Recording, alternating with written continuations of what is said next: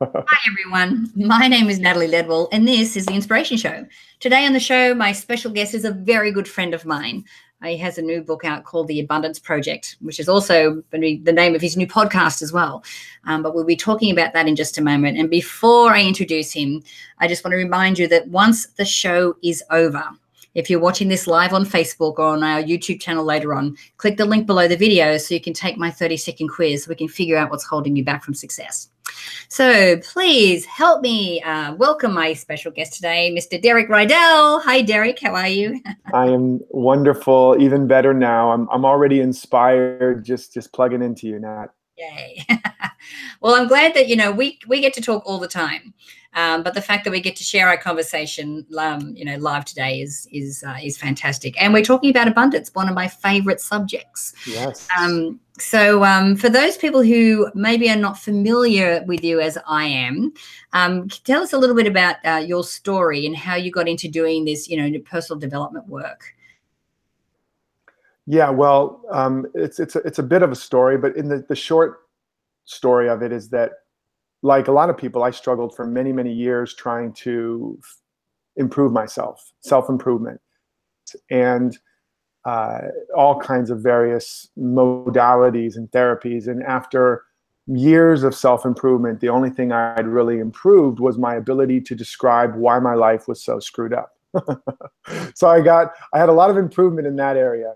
I could point to the different moments and times, when my dad looked at my report card and saw all A's and one B and was like, "What's with the B, son?" and how that impacted me. But my life wasn't getting better. In fact, I was getting more frustrated and had deeper sense of inadequacy. It was like all of my efforts, and I was trying to dig myself out of a hole. And if you do that, you get deeper and deeper in a hole. It led to me being so frustrated, so much anxiety, that I got addicted to drugs and alcohol, and I almost died from an overdose.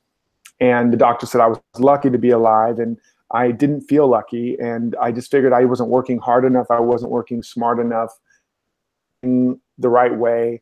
So I sort of redoubled my efforts, and then cut to, several months later, I was doing a film in Jamaica, and everything went sideways. And that romance, the film was going bad. They fired the director, fired the star, everybody other than me. I was the co-star. And so I guess that was the good news. I didn't get fired, but everything else was going bad. And I decided to go diving alone and just prayed to get lost from everything above. And I did get lost. So I had powerful prayers. I just didn't know how to use them right. And I got trapped in a coral reef and again, almost drowned, almost died. And there was a moment where I knew I was going to die. I was stuck in this reef. Nobody knew I was there. It was getting dark by giant spiked coral and fire coral. And I was exhausted and I was just done. I couldn't go anymore.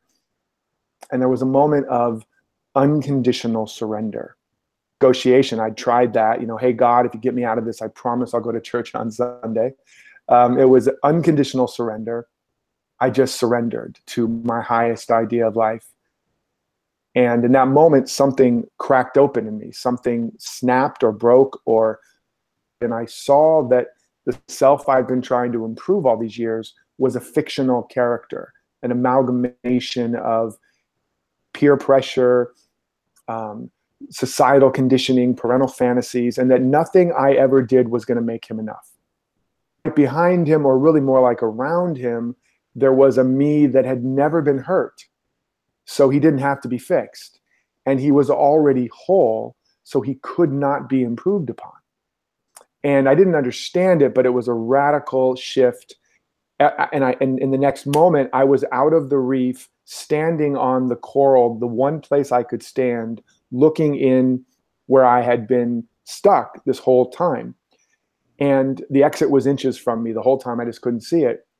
But as I swam away, everything had this shimmering glow to it. And I knew something had radically shifted in my life. I didn't understand what, but I ended up pulling out of society, going on this inner journey, trying to become a monk, etc. That didn't work out too well.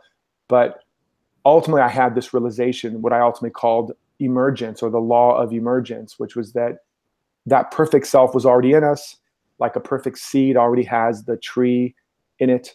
The acorn already has the oak. And when the conditions are right, it emerges. It naturally unfolds. You can't make it happen, but you can make it welcome. Mm-hmm. And so that was the big shift. And that ultimately led to my life turning around, being broke, living on mac and cheese, to $1 million homes and world travel, and a lot of my dreams coming true. And along the way, after suffering again, losing, seemingly going broke again, I then had a realization that was connected to the first one, but that showed me really some of the core secrets to abundance and where it comes from, what it's really made of, and how to generate it in your life, regardless of the conditions you're in, regardless of the conditions you've been through. And that was the beginning of my journey around really understanding what I now call the abundance principle. Right. And that's the core of the Abundance Project. Right. And so what is your definition of abundance? A mansion with a hot babe on my arm, and dollars falling from $100 bills falling from the heavens. No, the abundance, the velocity or the volume or the quantity and quality of circulation of energy in your life equals abundance. That abundance is the product. First of all, abundance is the very substance of life. It's not money or dollars or stocks or bonds. Those are all symbols of abundance. But just like the fruit on a tree is not the wealth of the tree, if that was the case, when all the fruit was gone, the farmer would cut the tree down and cut all the trees down. But instead, the farmer, she sees all those trees and she sees them just as abundant as they ever were, and knows that in due season, they'll produce another and another and another harvest. So the abundance of the tree is not the fruit. That is the product of it, or the byproduct, or the symbol of abundance. And this is really good. This is critical in really being free to create abundance, regardless of your bank balance or your current business state or the economy. Because if you think it's a dollar or a stock or whatever, you're trapped in a symbol. And this is actually the deeper meaning of that term we've heard, that money is the root of all evil. Actually, the whole term is the love of money is the root of all evil. And when you understand that money is just one symbol of abundance or wealth, it's not wealth itself, just like the fruit isn't. It was dollar bills now. It's eventually going to be cryptocurrency. It was, furs and chickens before. In fact, in Roman times, it was salt. So that's where the word salary comes from, the word salt. They paid them in salt. So the symbols change, but the undercurrent, literally the underlying current of energy that's creating these symbols, never goes away. And so that saying is saying the love of the symbols of wealth is the root of all evil. Because when you love the symbol, you begin to do what you think it's separate from you. You will fight and die and struggle and strive and stress and manipulate and maneuver to get the symbols that you think you don't have, or to hold on to the ones you've got. And there goes most of the human conflict. So when you realize that abundance is this invisible substance out of which all creation happened, and for those that think that's woo-woo, like scientists, and I know you don't, Nat, most of your viewers, but everything that we see came out of nothing. We call that the Big Bang. So what was the something that created everything? That's real abundance. And that same something is within all of us, and we're all designed to create the very same way, to be able to create and manifest everything out of seeming nothing. And that's a little different than merely attraction, because you're not necessarily attracting what already exists. You're literally creating and allowing something new. And in that way, every time you create and manifest more and more abundance in your life, you don't take anything away from anybody. In fact, you multiply the abundance for everybody. And that's really at the core. And by the way, when I say that abundance is the product of circulation, again, this is not just a clever idea, but you look at the word currency, and it comes from a root that means current or flow, whether it's a current of electricity, a current of blood in your body, a current of water through channels. It's the volume and velocity of that circulation determines the amount of life and activation and growth and abundance that you have. Same with the word, what's the other word? There's another word that's very, very similar. If you're affluent, yeah. So if you're affluent, you're considered to be wealthy. Well, affluence also comes from a root that means to flow. So we keep seeing these words: flowing, current, circulation, and then circulation ultimately becomes the catchword. Wherever there's increased circulation, there's increased life. Wherever there's a lack of circulation, there's stagnation, degradation, and ultimately a swamp or the death of a system. So if you don't have enough abundance in your life, at root, it's a problem of circulation. And in the Abundance Project, I walk people through step by step by step how to begin generating that circulation no matter what situation you face.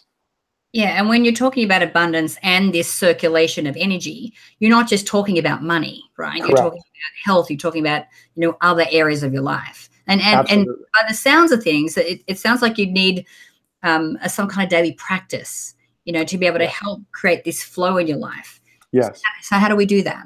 Yeah, and there's a lot of ways. I talk about the core framework of I walk people through, first of all, what's the real nature of abundance? What's the real source of abundance? Because you got to start there and really understand that it's within you, that you're like a divine power plant.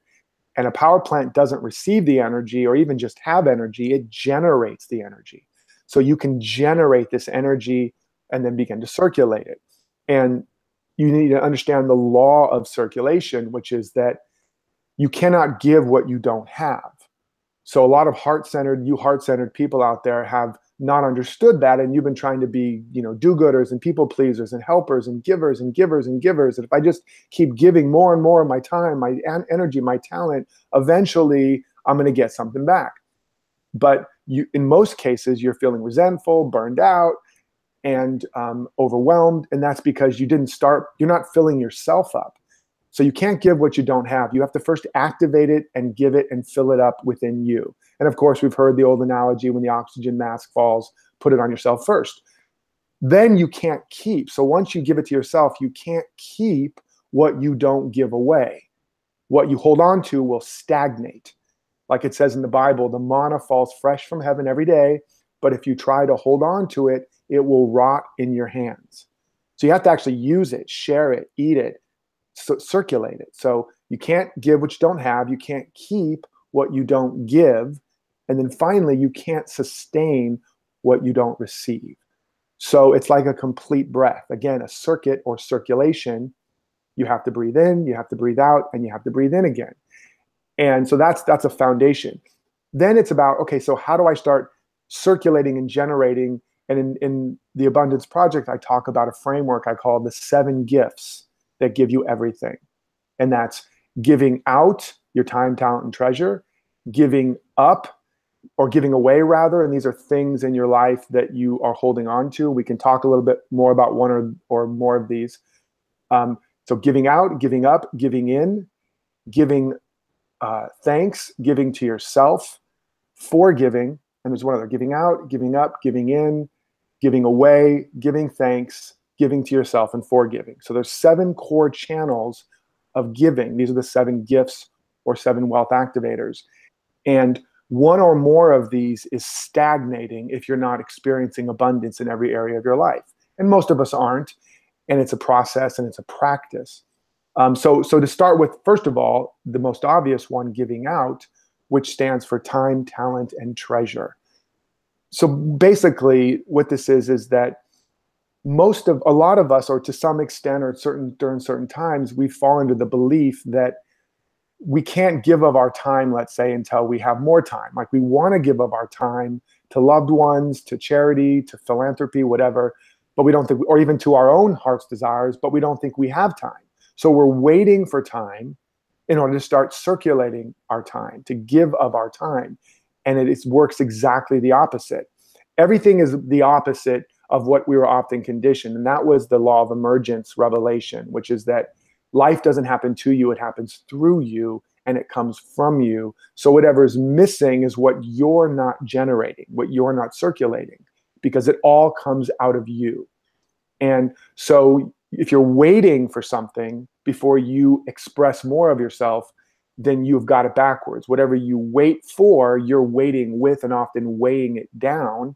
And so this is, as I like to say, the ultimate weight loss program, because you'll be waiting forever.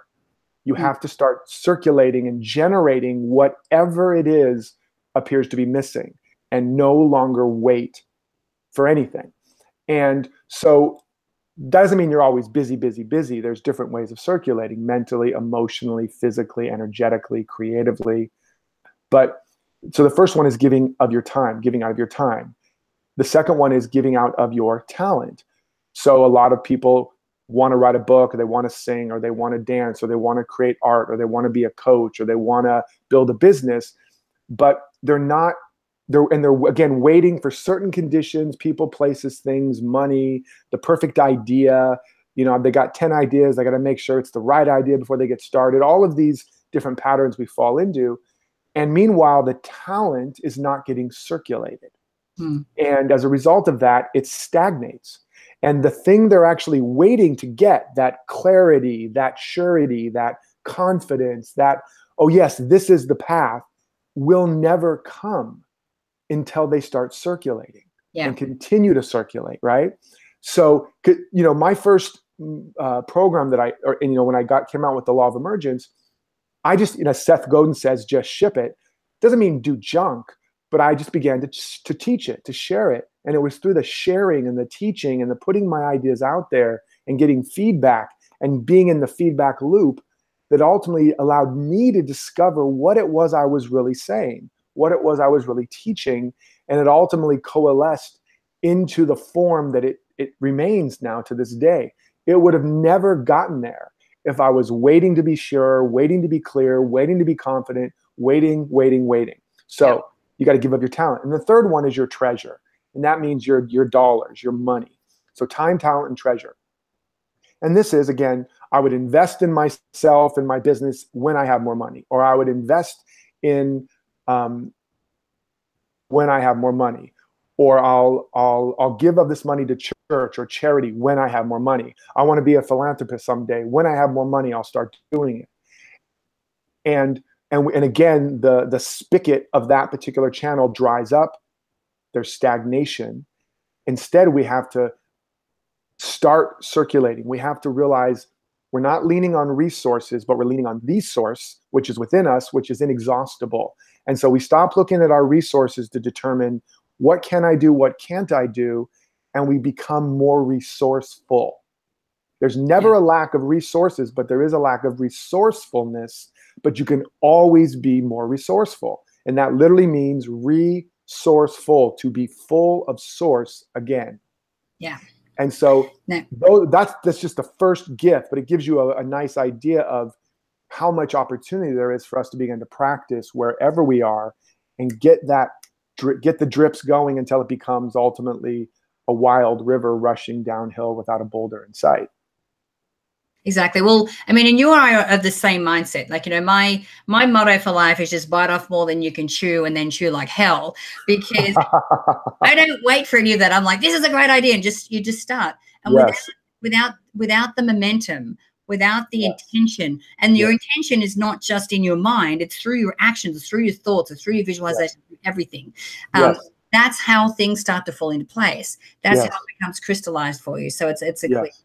I mean, and darling, we have completely run out of time today, but and I know that we could talk forever, but I'm so excited for the Abundance Project because, like you said, you have crystallized these ideas in a way that is really easy to understand, very easy to integrate and to emulate. Step by step. Step by step. So, guys, if you are watching this video live on Facebook or on our YouTube channel, there is a link underneath here that you can click to go through straight to Derek's site to purchase the book. And also, if you're watching it on the page, we have a banner to the side there as well. And let me just add something, Nat, that when they get the book right now through that link, they're also going to get over $1,200 in bonuses. And these are not filler, freebie stuff. These are actually things that people pay for. They're additional live coaching, a mastermind group where you can start and get support on your own abundance project. So there's a lot of really valuable stuff there to get you going and to take this book and not just make it more shelf help where your bookshelf looks really nice and you point to it when people come over, but actually real self-help, real development of your own mindset of abundance and ultimately the results of abundance in your life. Beautiful. And what's your website, Derek? My personal website is DerekRydall.com. That's DerekRydall.com. Lots of other free resources there. And as you mentioned, they can also check out the new Abundance Project podcast as well and get even more insights and distinctions and tips on how to put the work in the book to work in their life. Absolutely. Well, thank you for joining me today, darling. It's been a pleasure chatting to you as usual. Always, always. We're not doing it over tequila this time, so it's, all good. So guys, look, I encourage you to share this video. You can do that by clicking the Facebook and the Twitter share buttons on this page. Don't forget to click the banner or the link below here to go straight through to get Derek's book. And once the show's over, if you're watching it live on Facebook, just click the link below that so you can take my 30-second quiz so we can figure out what's holding you back from success. So until next time, remember to live large, choose courageously, and love without limits. We'll see you soon.